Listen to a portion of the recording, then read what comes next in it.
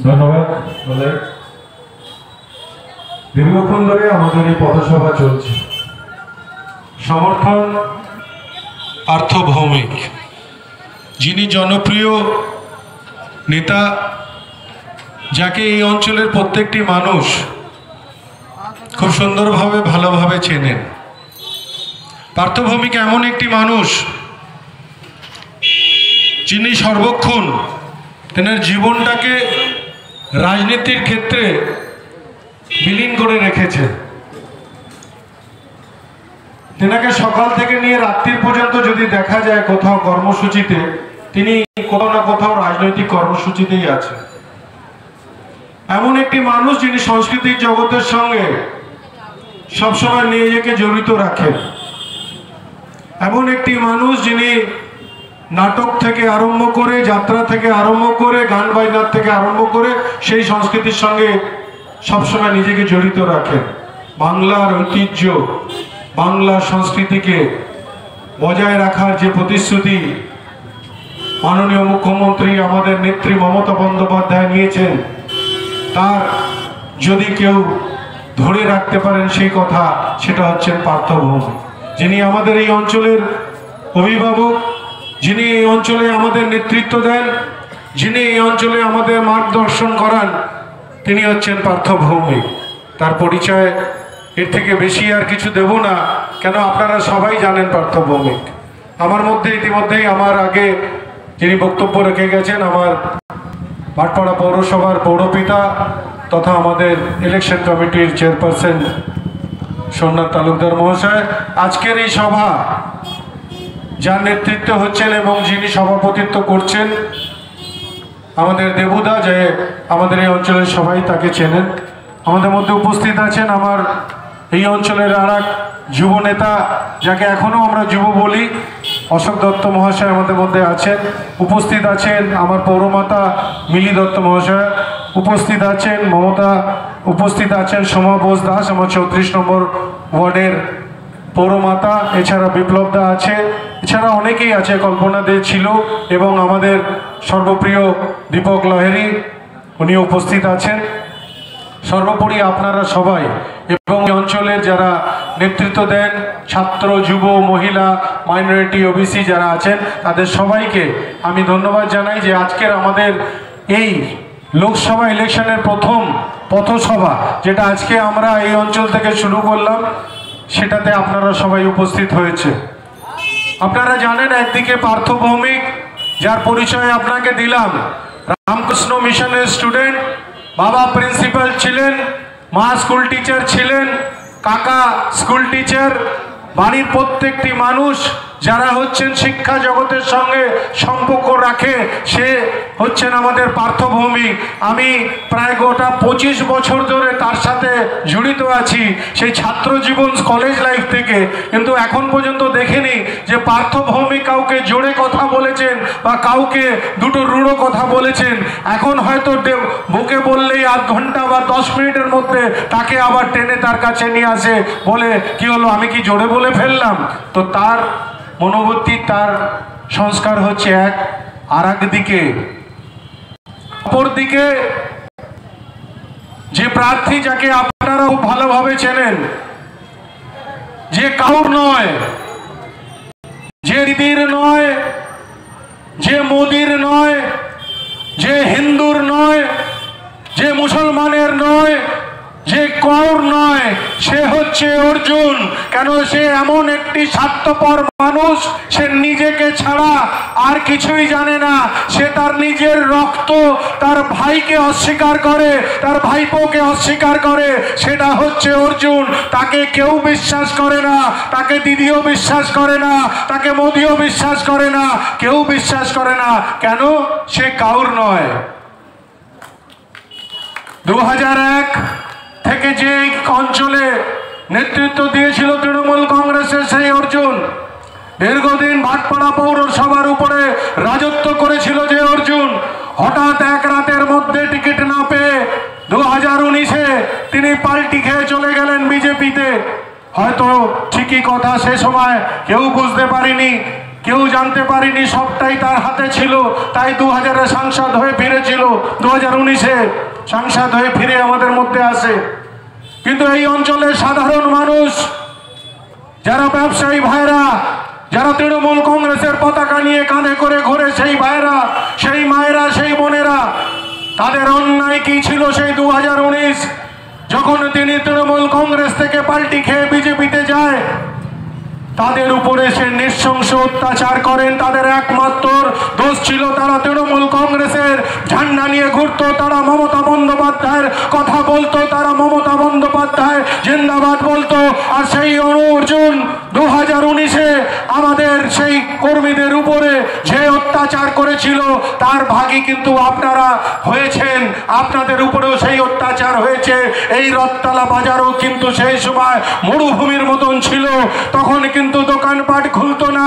দোকানপাট খুলতে গেলে আপনাকে চারিদিকে তাকিয়ে দেখতে হতো যে কোথাও সেই বিজেপির দুষ্কৃতীরা তারা কোথাও হামলা না করে। কেন সেই সময় যখন মানুষ বাড়ি ফিরেছিল 6 মাস পরে কাউকে 9 লক্ষ টাকা দিতে হয়েছিল, কাউকে 10 লক্ষ টাকা দিতে হয়েছিল, তারপরে তারা বাড়ি ফিরেছিল। মনে রাখবেন, সেই অর্জুন আবার, সেই গদ্দার অর্জুন আবার, সেই চিটিংবাজ অর্জুন আবার, সেই অত্যাচারী অর্জুন আবার ব্যারাকপুর লোকসভায় ফিরেছে। তৃণমূল কংগ্রেস 2022-এ যোগ দেওয়ার পরে আবার পালিয়ে চলে গেল বিজেপিতে। কেন জানেন এসেছিল 2022-এ? শুধুমাত্র নিজেকে বাঁচাবার জন্য এসেছিল, শুধুমাত্র নিজের পরিবারকে বাঁচাবার জন্য এসেছিল। ভাটপাড়া নহেরি কোঅপারেটিভ ব্যাংক, যে ব্যাংক থেকে দুর্নীতি করেছিল কোটি কোটি টাকা, সেই টাকার যে কেস হয়েছিল, সেই কেসে 409 ধারা যখন লাগে এবং ওনার পরিবারের প্রত্যেকটি মানুষ যখন ওয়ারেন্ট ছিল তাদের নামে, তার ভাইপো যখন জেলে যায় ভাটপাড়া নয়টি কোঅপারেটিভ কেসে, তখন তিনি নিজেকে বাঁচাবার জন্য 409 কেস থেকে তিনি তখন আবার তৃণমূল কংগ্রেসে মমতা বন্দ্যোপাধ্যায়ের পায়ে হাত দিয়ে ক্ষমা চেয়ে তৃণমূল কংগ্রেসে ফিরে আসে। অভিষেক বন্দ্যোপাধ্যায়ের কাছে যে মাথা নত করে তিনি সেদিনকে অঙ্গীকার করে দিল, এই সোমনাথ শ্যামের সামনে, সুবোধ অধিকারীর সামনে, পার্থ ভৌমিকের সামনে, জ্যোতিপ্রিয় মল্লিকের সামনে, নির্মল ঘোষের সামনে, যে আমি তৃণমূল কংগ্রেসের প্রত্যেকটি কথা মেনে চলবো, আমি তৃণমূল কংগ্রেসকে আর ছেড়ে যাব না, আমাকে এইবারের জন্য যে করে হোক এই কেস থেকে আমাকে বাঁচানো হোক, এই প্রতিশ্রুতি দিয়ে কিন্তু তৃণমূল কংগ্রেসে ফেরত এসেছিল। আবার টিকিট না পাওয়াতেই পালিয়ে চলে গেল বিজেপিতে। কিন্তু এটা কোনো না পাওয়াতে নয়, সেজে গুজে বাবু হয়ে গেছিল ব্রিগেড ময়দানে কি আমি টিকিট পাচ্ছি। কিন্তু তার 2 দিন আগে মমতা বন্দ্যোপাধ্যায় এবং অভিষেক বন্দ্যোপাধ্যায় যখন অর্জুন কথা বলছিল আসামের মুখ্যমন্ত্রীর সাথে, সেই ফোনটা কিন্তু শুনতে পেয়েছিল, তার রেকর্ডিং কিন্তু পেয়েছিল। আর সেই রেকর্ডিং এ অর্জুন তার গদ্দারির কথা বলছিল সেই আসামের মুখ্যমন্ত্রীকে, যে শুধুমাত্র টিকিটটা পেয়ে যাই, জিতলেই আবার বিজেপিতে যাব, এবার অনেক সংখ্যা লোকজনকে নিয়ে বিজেপিতে জয়েন করব। এই রেকর্ডিং কিন্তু পায় মমতা বন্দ্যোপাধ্যায় আর অভিষেক বন্দ্যোপাধ্যায়। আমি তখন বলি যে অনেক রেকর্ডিং এর আগেও আছে।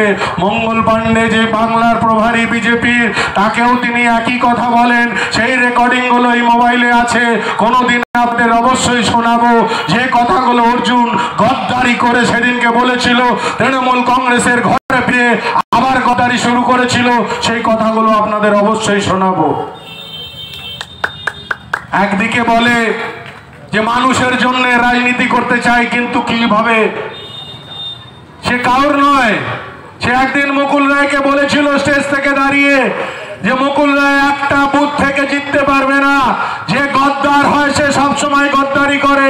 আবার যখন যায় বিজেপিতে তখন বলে আমি অর্জুন আর মুকুল রায় হচ্ছে কৃষ্ণ, মুকুল রায় আমাকে পথ দেখাবে।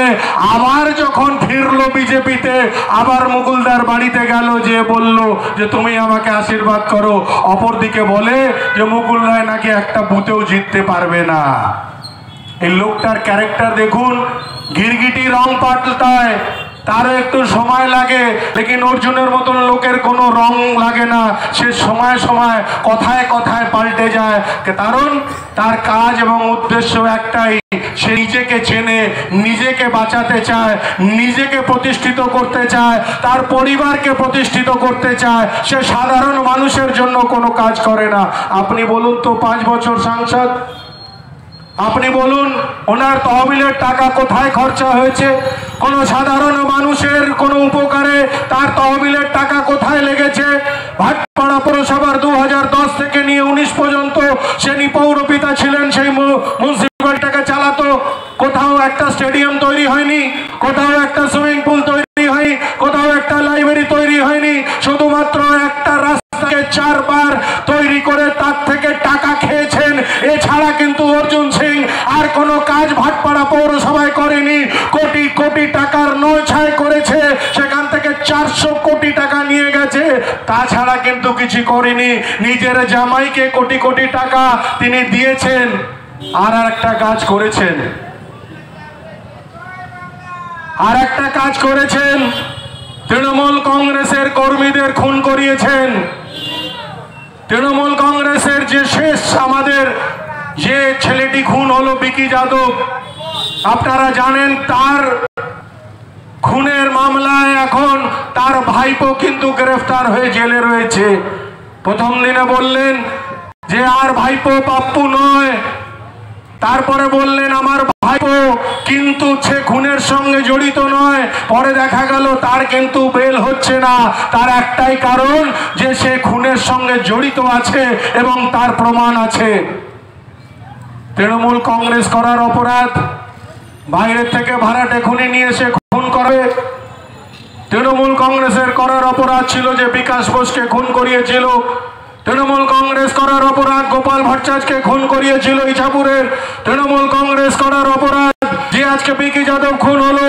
তৃণমূল কংগ্রেস করার অপরাধ যে গৌরব প্রসাদের অফিসে ঢুকে গুলি চালালো। তৃণমূল কংগ্রেস করার অপরাধ কি মুনিল রজকের উপরে গুলি চালালো। তৃণমূল কংগ্রেসের অপরাধ কি সেদিনকে জামুলকে জগদ্দল মসজিদের সামনে খুন করালো। কিন্তু অর্জুন, তোমাকে হুঁশিয়ারি দিচ্ছি, 2019 থেকে তার আগের থেকে যা করেছো, কিন্তু এবার তুমি যদি একটা ছেলের দিকে তাকিয়েছো, তোমার চোখ খুলে নেবো, তোমার হাত ভেঙে দেবো। এই সোমনাথ শাম প্রতিশ্রুতি দিয়ে যাচ্ছে। 2019-এর পর বলেছিলাম একজনের বাড়িতে হামলা করতে দেবো না। 2019-এর পরে বলেছিলাম যে তোমার আর কিছু চলতে দেবো না।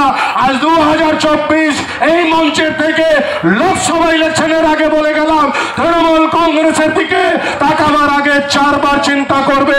তোমার ওই ছোট চুনোপুটিগুলোকে বলবে যে সাবধান থাকার জন্য। কেন, আমার যদি চুনোপুটিরা বাড়ির থেকে বেরিয়ে যায়, তাহলে তোমার চুনোপুটিদের আর দেখা যাবে না। যাদের তুমি মস্তান ভাবছো, যাদের তুমি অনেক কিছু ভাবছো, এমনি মশার মতন টিপে দেব, তুমি মরে যাবে। কিন্তু তুমি আর সেই দিন দেখিও না, তোমার ভয় ভীতি দেখিও না, তোমার সেই জিনিস দেখিও না। তোমাকে সাবধান করলাম, শুধুমাত্র রাজনীতি করো। বিজেপি টিকিট নিয়ে এসেছিল যে সাম্প্রদায়িক দল, শুধু সাম্প্রদায়িক কাজ করে, যে সাম্প্রদায়িক দল শুধু ধর্মের নামে কথা বলে, যে সাম্প্রদায়িক দল আজকে বাংলাকে বঞ্চিত করে রেখেছে, যে সাম্প্রদায়িক দল আজকে বাংলাকে পিছিয়ে দেওয়ার জন্য প্রত্যেকটি প্রকল্প নিচ্ছে, সেই সাম্প্রদায়িক দলের তুমি আজকে হয়ে এসছো।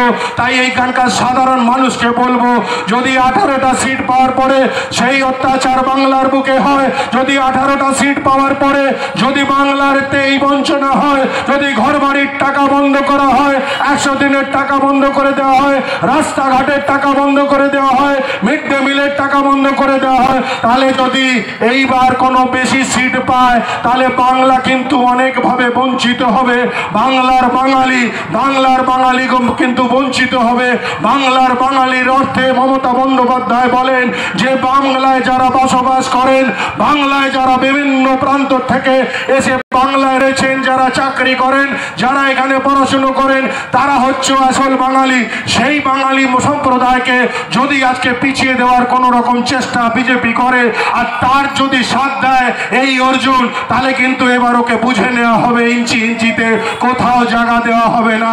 লোক নেই, জন নেই, তাই ভাড়ার লোক নিয়ে আসছে, এজেন্সির লোক নিয়ে আসছে। কয়েকদিন পরেই দেখবেন ইডি বা সিবিআই আমাদের অঞ্চলে কারোর বাড়িতে এসে হানা মেরেছে। কিন্তু অর্জুন তোমাকে বলে দিই, ইডি আনো, সিবিআই আনো, গুন্ডা আনো, মাওয়ালি আনো, বিহার থেকে আনো, ইউপির থেকে আনো, যা করবে तार इंचीते तुम्हें जवाब देव। अगर तुम एक मारोगे तो हम चार मारेंगे। कथा दिए गलाम आमार प्रथम मंचे थेके अर्जुन साबधान, तुम्हार फाइल किन्तु आमार काछे आछे। तुम्हें যত বাড়বে তোমার ফাইল খুলবো একের পর এক। ভুলে যেও না তোমার ফাইল আমি রেখেছি জমিয়ে। তোমাকে জেলে পাঠাবার যে অঙ্গীকার, যে আমি কসম খেয়েছি 2019-এ, তোমাকে জেলে না পাঠিয়ে আমি রাজনীতি থেকে বসবো না। যেদিন থেকে তোমাকে জেলে পাঠাবো তারপরে মনে করব যে আমার সব কাজ পূর্ণ হলো। জগদ্দল বিধানসভার এই অঞ্চলের প্রত্যেকটি মানুষের বিশ্বাস ভরসা আমি কাজ করলাম। তোমাকে জেলে ঢুকিয়ে তারপরেই করব। কেন? সেই মাদের কান্নার আমাকে মুছতে হবে তোমাকে জেলে পাঠিয়ে। যে কোটি কোটি টাকা তুমি নয় ছয় করেছো সাধারণ মানুষের, সেই টাকা তোমাকে দিয়ে ফেরত দেওয়াবো, এটাই আমার প্রতিশ্রুতি ছিল।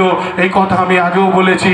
তাই জগদ্দল বিধানসভার প্রত্যেকটি আমার সঙ্গীদের, আমার সাথীদের, আমার ভাইদের, আমার বন্ধুদের, আমার প্রত্যেকটি সৈনিককে বলবো কি কোথাও চোখ নিচে করবে না।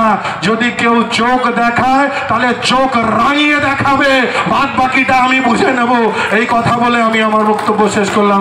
জয় হিন্দ, বন্দে মাতরম। তৃণমূল কংগ্রেস জিন্দাবাদ, মমতা বন্দ্যোপাধ্যায় জিন্দাবাদ, অভিষেক বন্দ্যোপাধ্যায় জিন্দাবাদ, পার্থ ভৌমিক জিন্দাবাদ। আমাদেরই সমর্থক একজন ভাই আজকে সকালের একটি বাজ পড়ে আমডাঙ্গায় মারা গেছে। তার বডি ইতিমধ্যেই এসছে। পার্থভৌমিক আমাদের দাদা আসছিলেন আমাদের এই মঞ্চে, কিন্তু হঠাৎ সেই খবরটা পেয়ে তিনি আমাকে ফোন করে বললেন কি আমি ওইদিকে যাব না এইদিকে। আমি ওনাকে বলেছি যে দাদা তুমি ওইদিকে যাও, ওনার বডিতে যাও, আমরা আর একদিন মিটিং করে তোমাকে এখানে ডাকবো। আমাদের এই অঞ্চলের প্রত্যেকটি মানুষ তোমাকে সেদিনকে সম্বর্ধিত করব। তাই আপনাদের কাছে ক্ষমা চেয়ে নেব যে উনি আজকে আপনাদের মধ্যে আসছেন না। এবার আমি আমার মাইক বলার কাছে তুলে দেব। ধন্যবাদ। আমরা আমাদের নির্বাচনী পথসভা এখানেই সমাপ্ত করলাম।